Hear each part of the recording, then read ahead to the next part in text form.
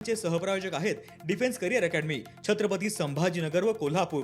युवक युवतींनो, भारतीय सैन्यात घडवा अभिमानास्पद करिअर।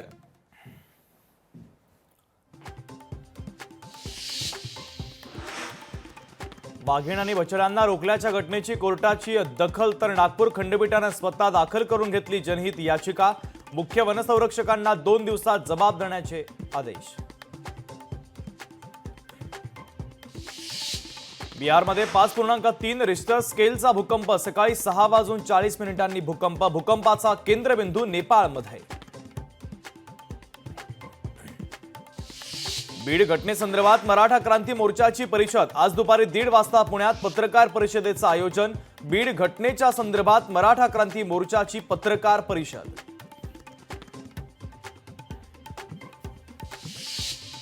एचएमपीव्ही संसर्गासंदर्भात पुणे महापालिका दक्ष, नायडू रुग्णालयामध्ये विलगीकरणाची व्यवस्था, विलगीकरणासाठी 50 बेड्स आणि 5 अतिदक्षता बेड सज्ज।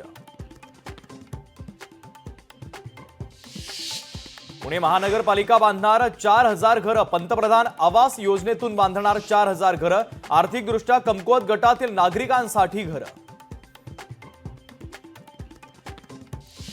तुळजाभवानी मंदिरामध्ये शाकंभरी नवरात्रोत्सव, आजपासून शाकंभरी नवरात्रोत्सवाला प्रारंभ।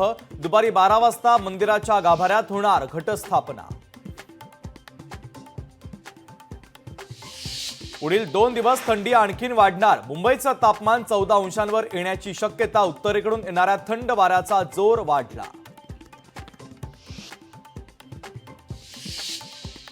दिल्लीमध्ये तापमानाचा पारा घसरल्यानं लोक स्वतःला उबदार ठेवण्यासाठी घेतायत शेकोट्यांचा आधार।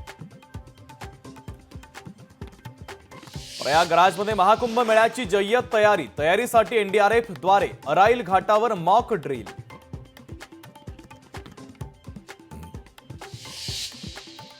मुंबई विमानतळाच्या 10 किलोमीटरच्या परिघामध्ये प्राणी कत्तलीला मनाई, प्राण्यांची कातळी, अवशेष टाकणं, कचरा टाकण्यास मनाई। एरोड्रोम पर्यावरण व्यवस्थापन समितीच्या बैठकीत महत्त्वाचा निर्णय।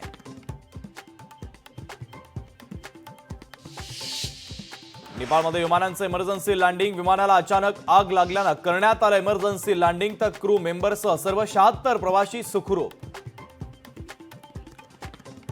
कॅनडामध्ये मोठी राजकीय उलथापालट, कॅनडाचे पंतप्रधान जस्टिन ट्रुडो यांचा राजीनामा, तर खासदारांच्या दबावामुळे ट्रुडोंनी पक्षाचं नेतेपदही सोडलं।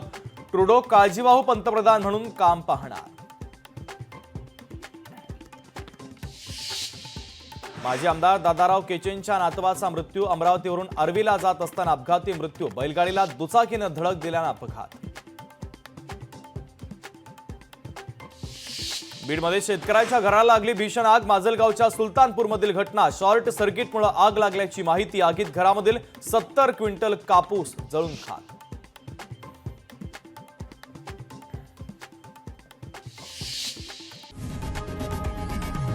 लोकशाही मराठी, ऐका, पहा, जागरूक रहा।